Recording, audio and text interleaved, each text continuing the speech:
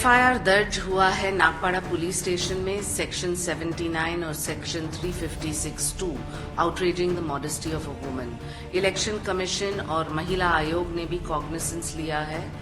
ये एक जंग है महिलाओं के सम्मान के लिए, और जब उन्होंने ये बयान दिया कि मैं इम्पोर्टेड माल हूं, वहां उनके बगल में मुंबा देवी के आमदार अमीन पटेल जी हंस हंस के देख रहे थे।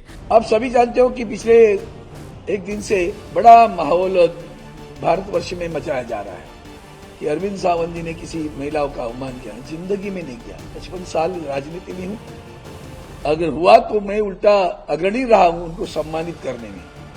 उसके मैं उदाहरण बहुत कुछ दे सकता हूं कैसे मैं अग्रणी रहा हूं। लेकिन दूसरी तरफ मैं इतना ही कह सकता हूं, जिस तरह से जो वक्तव्य हुआ वो वक्तव्य को उसका अलग अर्थ लगाकर जानबूझकर मुझे टारगेट किया जा रहा है, वो मुझे खेद लगता है, दुख लगता है। लेकिन फिर भी मेरे वक्तव्य से किसी को मन को ठेस पहुंची होगी तो मैं दिलगिरी व्यक्त करता हूं, मैं उनका सम्मान करता हूं। और मैंने कभी पिछले मेरे 55 साल में अवमान नहीं किया, आज भी नहीं करूंगा, कल भी नहीं करूंगा। और दूसरी बात, लेकिन जब मैं कर रहा हूं, मेरे ऊपर गुनाह भी दाखिल हुआ, तो मैं अपेक्षा करता हूं कि देश में महिलाओं के सम्मान में पार्टी वाइज नहीं देखा जा सकता। अगर है तो शूर्पणखा किसने कहा था महिला को? जर्सी गाय किसने कहा था महिला को? मुंबा देवी सीट से शिवसेना शिंदे गुट की उम्मीदवार शाइना एनसी को इंपोर्टेड माल कहने पर बुरी तरह घिरे शिवसेना उद्धव ठाकरे गुट के अरविंद सावंत ने अपने बयान पर माफी मांग ली है। उन्होंने कहा है कि मेरे बयान को तोड़ मरोड़ कर पेश किया गया, जबकि मैंने अपने 55 साल के राजनीतिक करियर में कभी भी महिलाओं का अपमान नहीं किया।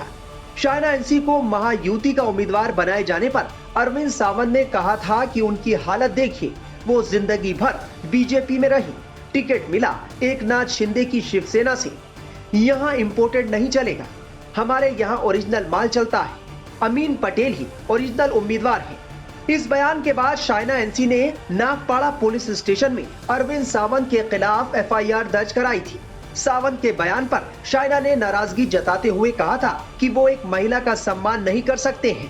पहले सुनिए शाइना एनसी को, फिर आपको अरविंद सावंत की इस पूरे मामले पर सफाई भी सुनवाएंगे।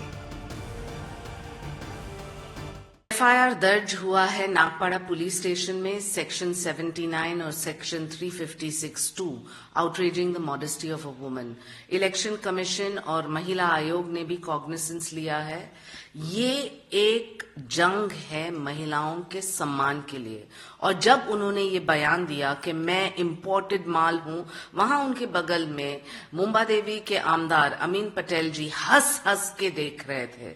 मैं पूछना चाहती हूं, जब कोई भी व्यक्ति, महिला हो या पुरुष, काम के आधार पर चर्चा करना चाहती है, तब आप चर्चा नहीं करेंगे, आप डिबेट नहीं करेंगे। लेकिन व्यक्तिगत टिप्पणी करना, objectification of a woman, outraging the modesty of a woman, ये कोई छोटी समस्या नहीं है। और हम टीवी डिबेट्स पे जाते हैं, चर्चा करते हैं, घर आते हैं। मैंने ठान लिया कि नागपाड़ा पुलिस स्टेशन में ये एफआईआर दर्ज होगा और सच्चाई सबके सामने उस वीडियो में है।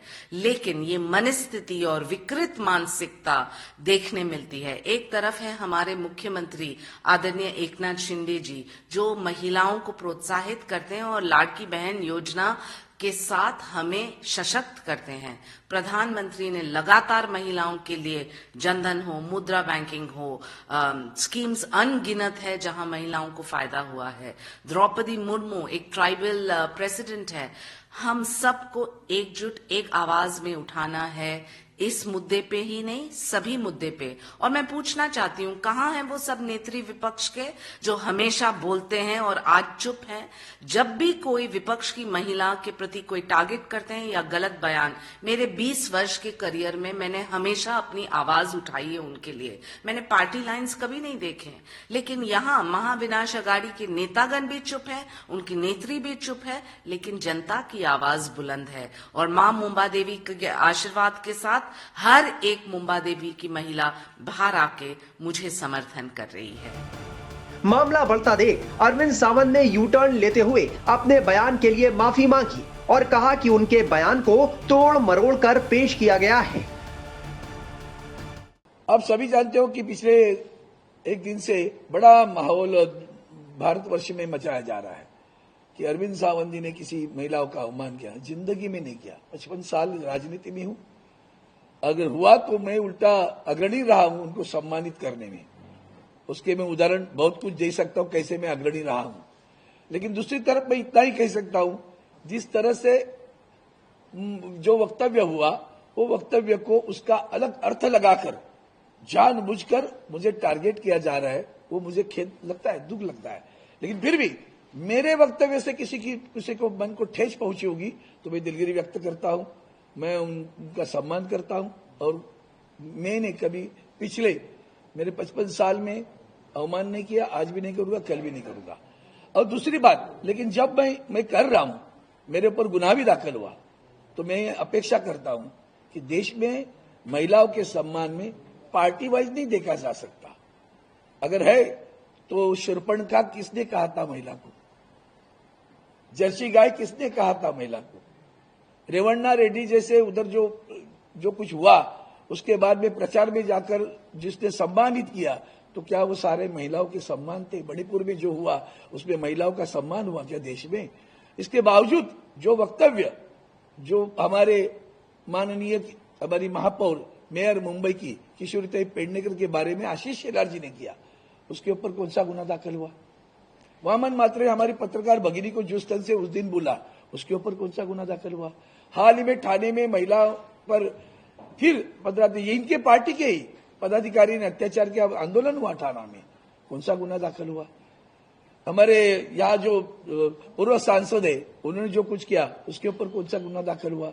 राम कदम जी जो विधायक है उन्होंने जो कुछ बोला उसके ऊपर कौन सा गुना दाखिल हुआ? अगर आपको महिलाओं के सम्मान के प्रति इतनी अगर आपकी संवेदना है तो ये सारे लोग जिन्होंने जो वक्तव्य किया और जो महिलाओं को अवमानित किया उनके ऊपर भी कार्रवाई होनी चाहिए, ये मेरी मांग है। और वो जाकर पूछ लीजिए, आपसे प्रार्थना है, भैया आपने ये बोला था आपके ऊपर गुना। अब्दुल सत्तार उन्होंने सुप्रिया सुले ताई के बारे में क्या कहा था, तो उनका क्या हुआ? उसके ऊपर कार्रवाई हुई?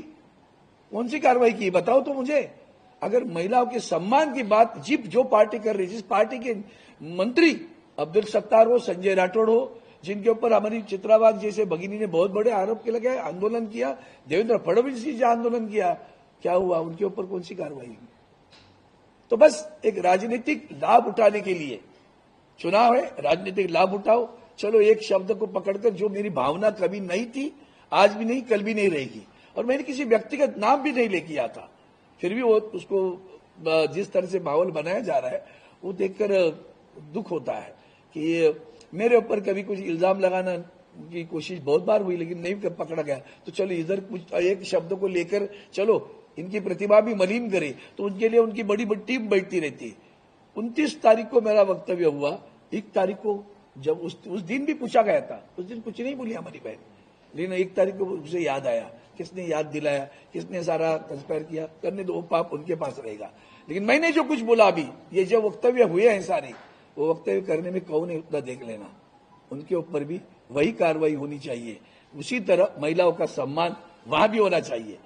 पार्टी के लोग कुछ भी बोले और उसके लिए कुछ नहीं, हम बोले तो बात का पतंगड़ बना देते हो। उधर महाराष्ट्र के सीएम एकनाथ शिंदे ने शिवसेना उद्धव ठाकरे गुट के सांसद अरविंद सावंत के बयान पर कड़ी आपत्ति जाहिर की है। उन्होंने निशाना साधते हुए कहा कि अगर बाला साहेब ठाकरे होते और किसी शिव सैनिक ने ऐसा किया होता तो वो उसका मुंह तोड़ देते।